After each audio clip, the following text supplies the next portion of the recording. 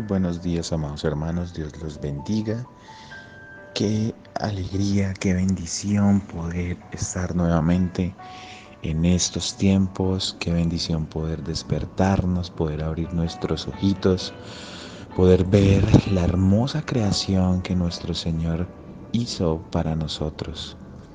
Gracias, Padre Celestial, por permitirnos, Señor, señorear, Padre Celestial, sojuzgar este planeta, esta tierra, Señor.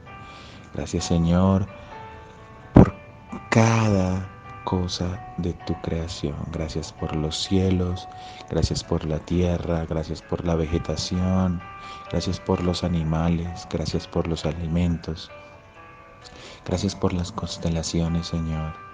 Gracias por el sol, por la luna. Gracias, Señor, por los frutos de la tierra, Señor. Gracias por las personas, Señor, por nuestros hermanos, por nuestros familiares, por nuestros conocidos. Gracias, Señor, por nuestros enemigos, Señor. Gracias por ti, Padre Santo, por ser lo que eres, Señor, que aunque nuestra mente no lo puede entender, Señor, yo sé que tú estás ahí, Señor. Yo estoy convencido de que tú, Señor, nos escuchas. Muchas veces podemos pensar que estamos solitos, Señor, pero tú estás ahí, Padre Santo. Hoy, Señor, clamo a ti y levanto una súplica, Señor, por todos mis hermanos, por los que se encuentran, Señor, pasando dificultades, los que están enfermos, Señor, los que tienen personas o familiares conocidos en los hospitales, Señor, ya sea por el coronavirus o por cualquier otra enfermedad, Señor. Oro por su recuperación, Señor. Oro por los que están en las cárceles, Señor.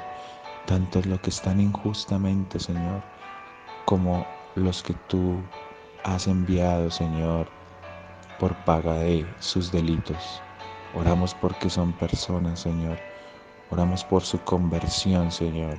Oramos por sus familias, Padre Celestial, porque ellos han tenido que sufrir las consecuencias del pecado, Señor.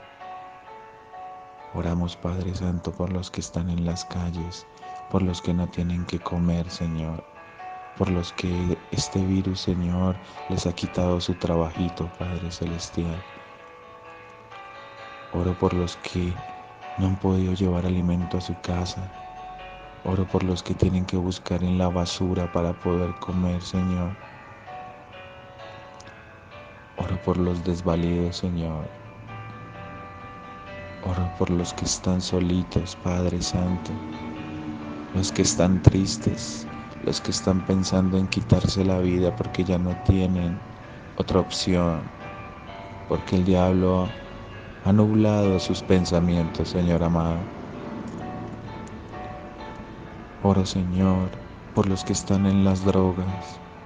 Oro, Señor, por los que están en el alcoholismo, en la prostitución, en la pornografía, en la laxivia, Señor, en el adulterio. Por los que están siendo, Señor, vendidos en este momento.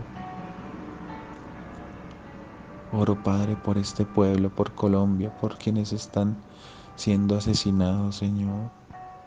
Oro porque paren estas masacres, Señor. Oro para que tú toques nuestros corazones, Señor amado. Dios mío, haznos sensibles a todo lo que pasa a nuestro alrededor. No dejes que nos metamos en una burbuja donde no entendamos ni escuchemos los dolores de los demás, Señor. Toca nuestro corazón, Señor. Toca nuestras vidas, toca nuestras almas, Señor. En el nombre de Cristo Jesús. Amén y amén. Bueno, amados hermanos, qué alegría de verdad poder estar nuevamente acá compartiendo de una hermosa oración, compartiendo de una hermosa mañana, pero sobre todo compartiendo la presencia del Espíritu Santo. Gracias, Padre Santo, por estos momentos. Yo bendigo las vidas de mis hermanos, de quienes están escuchando este audio, Señor, del grupo Más que Vencedores. Gracias, Padre, por todo lo que nos da, Señor, porque tú eres bueno y santo, Señor. Qué bendición contar con el Padre, con el Creador de los cielos y de la tierra, definitivamente. Hemos venido estudiando, amados hermanos, el libro del Apocalipsis. En nuestra última enseñanza comenzamos el capítulo 16, estudiamos los primeros 2 versículos y veíamos cómo el Señor, en su justicia, eh, enviaba los últimos 7 ángeles para derramar las últimas 7 copas, los últimos 7 juicios. Y hablábamos que estas 7 copas iban a ser derramadas por todo el mundo, pues las personas que habían quedado en la gran tribulación, pues no habían querido escuchar, ¿cierto?, la palabra de Dios, no habían escuchado ni a los 144,000 los judíos que van por toda la tierra predicando la palabra, no escucharon a los 2 testigos, a Moisés ni a Elías, no escucharon a los ángeles, pero sí se dejaron marcar por el anticristo, adoraron la imagen del anticristo, le entregaron el poder al anticristo. Entonces veíamos cómo el Señor pues lanzaba su primera copa, ¿cierto? Hablamos sobre que la primera copa fue derramada sobre la tierra. Vamos a volver a leerlo rápidamente para entrar en contexto. Apocalipsis 16:1. Oí una gran voz que decía desde el templo a los 7 ángeles: id y derramad sobre la tierra las 7 copas de la ira de Dios. Versículo 2. Fue el primero y derramó su copa sobre la tierra, y vino una úlcera maligna y pestilente sobre los hombres que tenían la marca de la bestia y que adoraban su imagen. Estudiábamos en nuestra enseñanza anterior a profundidad esta primera copa, donde esa llaga maligna, esa úlcera maligna, es muy diciente respecto a la lepra. Hablábamos cómo estas úlceras y estas llagas habían sido expuestas anteriormente por el Señor en el libro de Éxodo, en el capítulo 9, de los versículos 8 al 11. Estudiamos sobre cómo el Señor había hecho recaer sobre el pueblo de Egipto, sobre Faraón, porque no había hecho caso de dejar libre a su pueblo. Habíamos también visto cómo Job había tenido que pasar también por este tormento, donde Dios en su santa voluntad permitió que el diablo tocara la salud de Job después de haberle quitado todos sus bienes, de haber asesinado a todos sus hijos. El diablo manda esta terrible enfermedad desde la planta del pie de Job hasta la coronilla de su cabeza. Digamos que pues Job pasó por unos tormentos muy terribles. Esto lo encontramos en Job capítulo 2 versículo 7.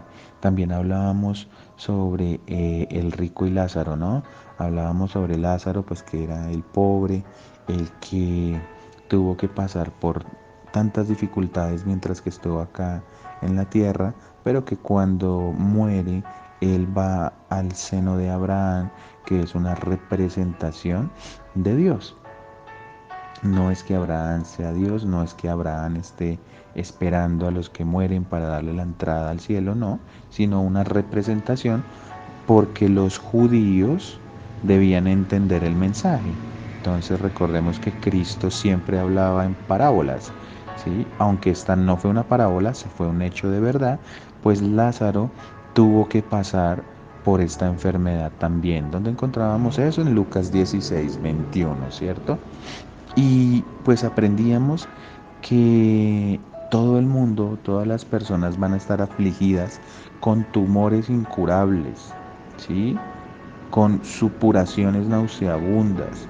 Todos los que estén marcados con ese, valga la redundancia, con el sello, con la marca de la bestia, ya sea en su mano o en su frente, estos pasarán por esta primer copa, que son las úlceras malignas.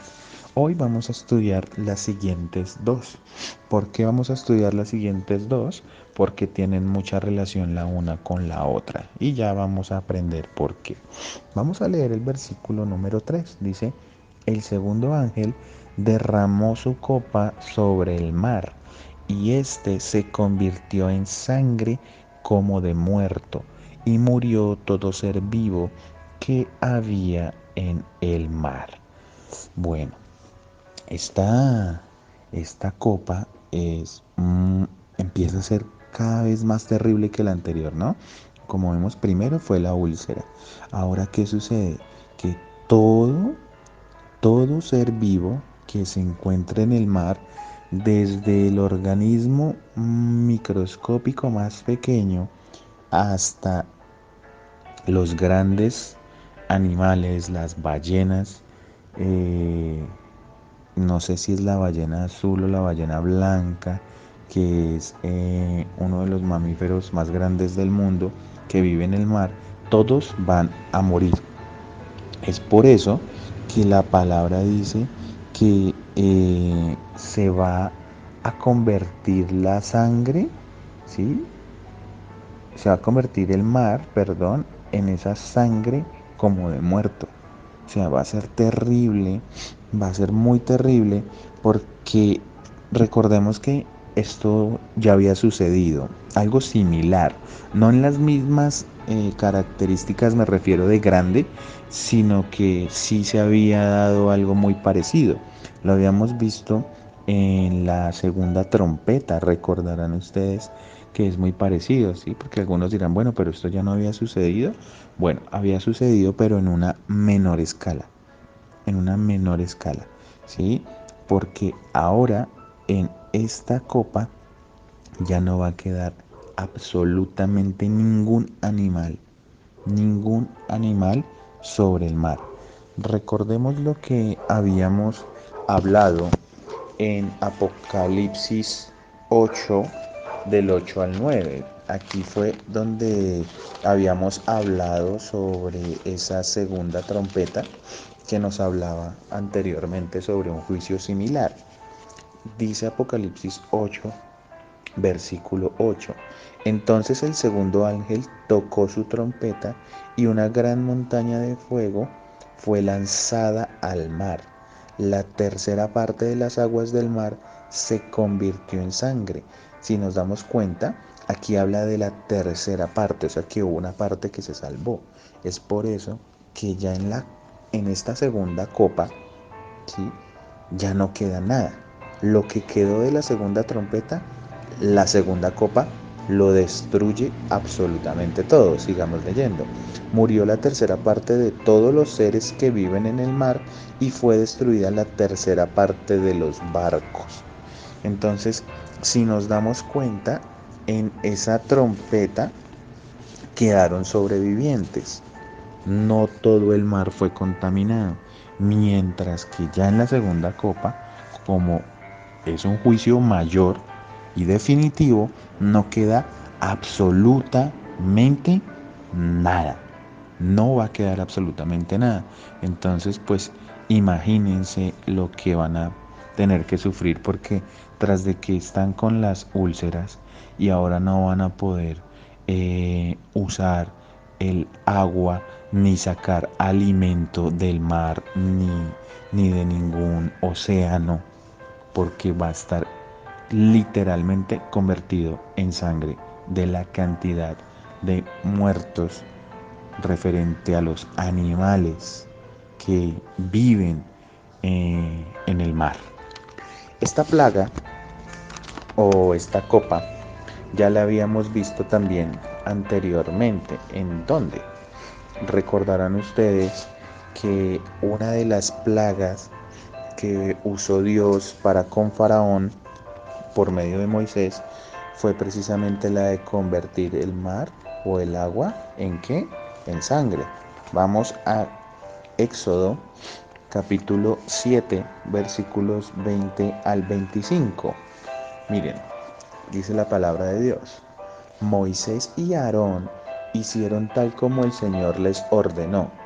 A la vista del faraón y de todos sus funcionarios, Aarón extendió su vara y golpeó el agua del Nilo. De repente todo el río se convirtió en sangre. Y mire, murieron los peces del río y el agua quedó tan asquerosa que los egipcios no podían beberla. Había sangre por todas partes en la tierra de Egipto, pero los magos de Egipto volvieron a usar sus artes mágicas y también convirtieron el agua en sangre, de modo que el corazón del faraón siguió endurecido y se negó a escuchar a Moisés y a Aarón, tal como el Señor había dicho. El faraón regresó a su palacio y no le prestó más atención al asunto.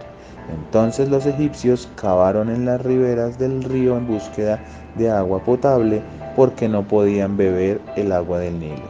7 días pasaron desde el momento en que el Señor hirió el Nilo.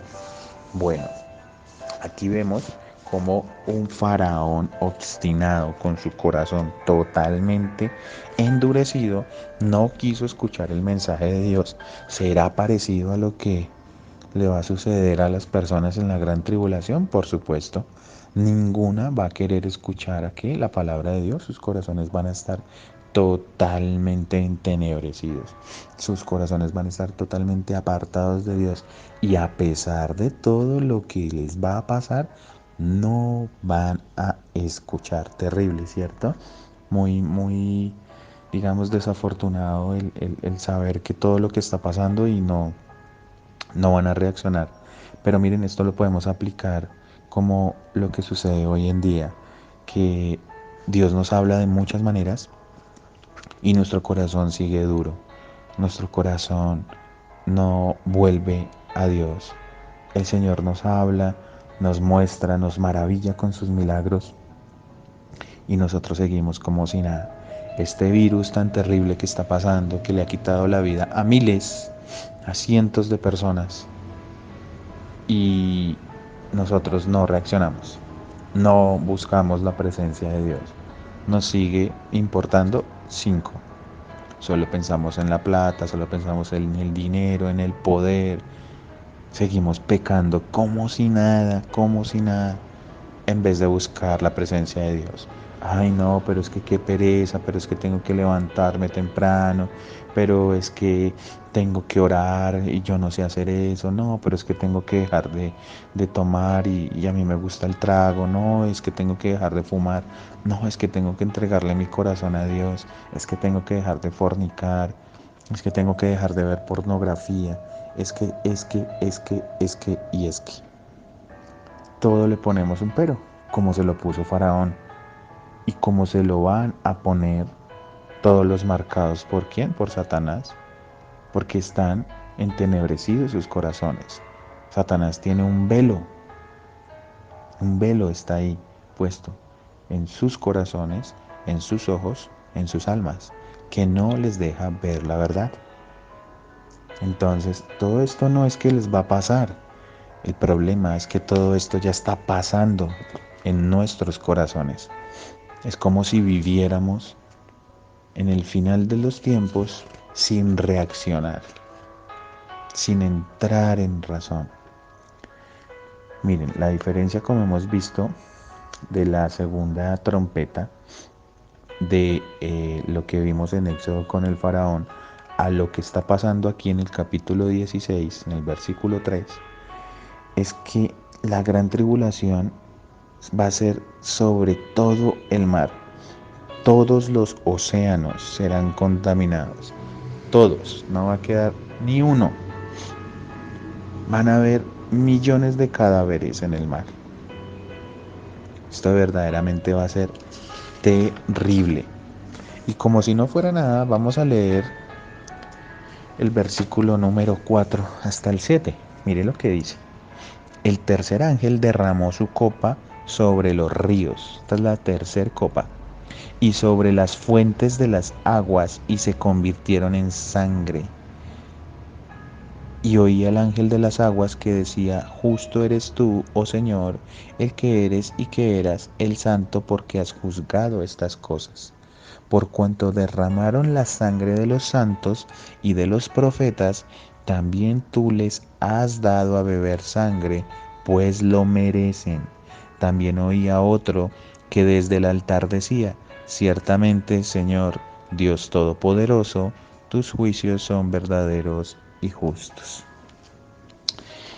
Bueno, esta plaga sí que va a ser mayor que la anterior. Recapitulemos. La primera copa, el primer ángel, trae úlceras, llagas. Todas las personas van a estar totalmente llenas ¿de qué? De lepra, de llagas, de úlceras malignas. Viene el segundo ángel y destruye todo el mar, todos los animales, todo ser vivo que haya en el mar y en los océanos. No hay alimento que tomar de los océanos. No hay agua para sacar de los océanos ni de los mares. Y viene el, el tercer ángel con la tercera copa y derrama la ira de Dios sobre los ríos y las fuentes de aguas. O sea, las aguas ¿qué? Las aguas dulces. Las aguas consumibles para la humanidad les va a pasar lo mismo que a el mar y que al océano. Entonces, los ríos y fuentes de agua serán convertidas en sangre. No habrá fuente de agua limpia, pues el agua dulce, apta para el consumo humano, será destruida al no poderse consumir, tal y como le pasó a Egipto. Lo acabamos de leer, Éxodo 7. Entonces vemos cómo cada juicio es más duro. Imagínense ustedes enfermos, completamente enfermos, no van a poder morir, porque hasta el momento no ha hablado todavía de que van a haber muertos, sino usted completamente enfermo, sin poder tomarse un vaso de agua, sin tener cómo curarse las heridas. Terrible, terrible. Esta va a ser la fase final de la contaminación que se comenzó en Apocalipsis 11:6. Recuerdan que en Apocalipsis 11:6 había comenzado una sequía, si se acuerdan, por parte de los testigos. Vamos a ir nuevamente y vamos a leer rápidamente. Apocalipsis 11:6 dice: ellos tienen el poder de cerrar los cielos para que no llueva durante el tiempo que profeticen.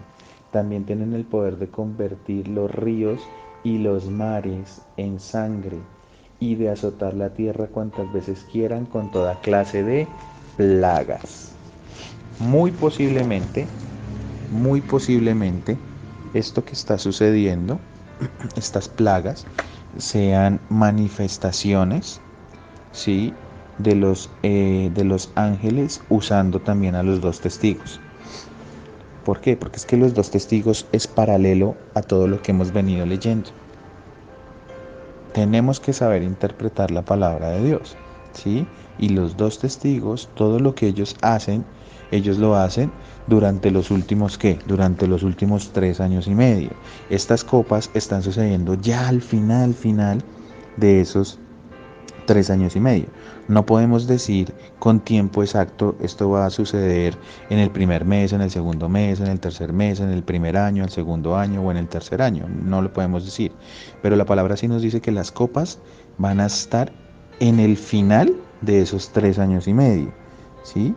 Y pues los dos testigos van a tener la capacidad, como lo acabamos de leer, de desatar varias de estas plagas.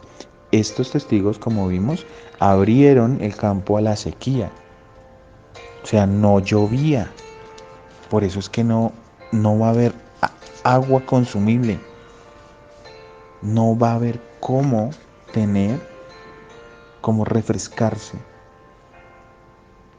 Todo esto, amados hermanos, sucederá porque el mundo derramó la sangre de los santos, de los creyentes y los predicadores del Evangelio. En la gran tribulación sí que van a haber mártires, sí que van a matar gente inocente, porque va a haber gente que se va a convertir. Y todos estos que siguen al anticristo los van a matar. Los van a matar. Miren, eso lo vimos desde Apocalipsis 6 del 9 al 11, rápidamente. Apocalipsis 6 del 9 al 11 dice, cuando el Cordero rompió el quinto sello, vi debajo del altar las almas de los que habían muerto como mártires por causa de la palabra de Dios y por haber sido fieles en su testimonio.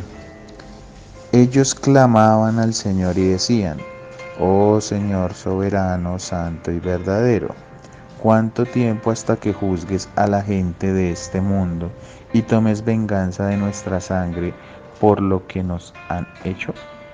Entonces a cada uno de ellos se le dio una túnica blanca y se les dijo que descansaran un poco más hasta que se completara el número de sus hermanos, los consiervos de Jesús, que se unirían a ellos, miren, después de morir como mártires.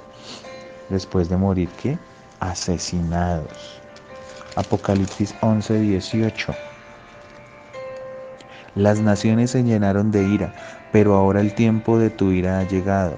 Es tiempo de juzgar a los muertos y de recompensar a tus siervos los profetas, y también a tu pueblo santo y a todos los que temen tu nombre, desde el menos importante hasta el más importante. Es tiempo de destruir a todos los que han causado destrucción en la tierra. Toda esta muerte no va a tener comparación. Toda esta muerte va a ser terrible. Va a ser terrible, amados hermanos, porque es que el pecado definitivamente ha sobreabundado. Toda la muerte no va a tener comparación en toda la historia de la humanidad. Imagínense. Si ahorita nosotros pensamos que la cantidad de asesinatos ya eso no tiene límite, que ya estamos, mejor dicho, que ya hemos tocado fondo, pues no, la palabra nos dice que todavía falta. El Señor Jesús también lo habló, Mateo 24:21. Vamos a Mateo, el Evangelio, capítulo 24, versículo 21 dice, pues habrá más angustia que en cualquier otro momento desde el principio del mundo, y jamás habrá una angustia tan grande. Entonces, debido a toda la muerte de los santos, a toda la muerte de los profetas, recordemos a los dos testigos, los van a matar, ¿sí? A los mártires, a los 144,000, los van a perseguir, a los gentiles que van a convertirse, los van a perseguir, ¿sí? Pues debido a todo esto y al pecado de la humanidad, pues Dios va a juzgar a todas las naciones, a todos los pueblos. Miren, vamos a Romanos, vamos a leer el libro de Romanos, y en Romanos capítulo 12, versículos 19 al 21, vamos a entender esto. Dice, Romanos capítulo 12, versículos 19 al 21. Queridos amigos, nunca tomen venganza, dejen que se encargue la justa ira de Dios, pues dicen las Escrituras, yo tomaré venganza, yo les pagaré lo que se merecen, dice el Señor. En cambio, si tus enemigos tienen hambre, dales de comer, si tienen sed, dales de beber. Al hacer eso, amontonas carbones encendidos de vergüenza sobre su cabeza. No dejen que el mal los venza, más bien venzan el mal haciendo el bien. Mire cómo Dios es el que toma justicia. Aquí en ningún lado vemos que los hombres levantaron mano contra los hombres, los santos hijos de Dios, y tomaron venganza. No, aquí el que toma venganza, ¿quién es? Dios mismo. Él es el que va a hacer todo. Y por último, vemos ¿Cómo los ángeles exoneran a Dios? Pues saben que Dios es justo y sus juicios no son severos comparado con la maldad de la humanidad. ¿Sí? Miren el versículo 7 de Apocalipsis 16. Dice, también oí otro ángel que desde el altar decía, ciertamente Señor Dios Todopoderoso, tus juicios son verdaderos y justos. ¿Por qué? Porque ustedes dirán, no, pero es que el Señor es muy duro, o sea, ¿cómo va a hacer eso? ¿Cómo es que va a hacer el Señor todo eso?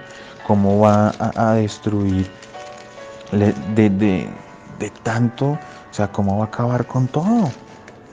Pues eso no es nada comparable con con la maldad que el hombre ha tenido en su corazón y que ha derramado sobre todo el planeta, con la sangre de todas las personas que ha matado. Vamos a leer por último Hebreos 10 del 26 al 31. Hebreo 10, versículos 26 al 31. Dice, queridos amigos, si seguimos pecando a propósito después de haber recibido el conocimiento de la verdad, ya no queda ningún sacrificio que cubra esos pecados. Solo queda la terrible expectativa del juicio de Dios y el fuego violento que consumirá a sus enemigos. Pues todo el que rehúsa obedecer la ley de Moisés era ejecutado sin compasión por el testimonio de dos o de tres testigos. Piensen pues cuánto mayor será el castigo para quienes han pisoteado al Hijo de Dios y han considerado la sangre del pacto, la cual nos hizo santos, como si fuera algo vulgar e inmundo, y han insultado y despreciado al Espíritu Santo que nos trae la misericordia de Dios. Pues conocemos al que dijo, yo tomaré venganza, yo les pagaré lo que se merecen. También dijo, el Señor juzgará a su propio pueblo. Es algo aterrador caer en manos del Dios vivo. Como vemos, aquí el escritor de Hebreos nos estaba diciendo, amados hermanos, que si anteriormente por la paga del pecado se tenía que sacrificar un animal, porque eso era lo que pasaba en el Antiguo Testamento, la limpieza del pecado, lo único que se podía hacer era por medio de la sangre. Por eso se sacrificaba un animal. Por eso Dios envió a su Hijo. Porque aunque estos animales, digamos que Dios permitió sus sacrificios como un símbolo de lo que Cristo iba a hacer, pues Él envía a su Hijo para el perdón de todos, porque es la única fuente de sangre limpia, capaz de perdonar. Pero si nosotros tratamos esa sangre como inmunda, la pisoteamos, la escupimos, la injuriamos, y ustedes dirán, ¿y cómo así? Si pues yo nunca he hecho eso. Sí, claro que sí. ¿Por qué? Porque ya conozco de Cristo y sigo pecando. Entonces está diciendo el escritor, como si ya fuimos salvos, como si ya conocemos de Cristo, pues yo sigo todavía pecando. ¿Cómo así? Eso es lo que está diciendo el escritor. Se supone que yo ya debía haber cambiado, yo ya debía haber nacido de nuevo. ¿Será entonces que no he nacido de nuevo? Y por eso trato como inmunda la sangre de Cristo. Entonces, si anteriormente debían morir, ¿sí?, los pecadores, ya fueran apedreados o como lo dijera la ley, pues ahorita mucho más la condenación van a merecer. ¿Por qué? Porque pisoteamos la sangre de Cristo. Y por eso él termina diciendo, es algo aterrador caer en manos del Dios vivo. Amados hermanos, gracias por haber compartido este tiempo. Espero de verdad que haya sido el Señor tocando a nuestros corazones. Por favor, recapacitemos, no caigamos en manos del enemigo. Oremos, ayunemos, estemos en vigilia, esperando como esas novias que esperan a su esposo. Esperemos todos los días con nuestra lámpara encendida, pues Cristo viene pronto. Maranata. En el nombre de Cristo Jesús. Amén y amén.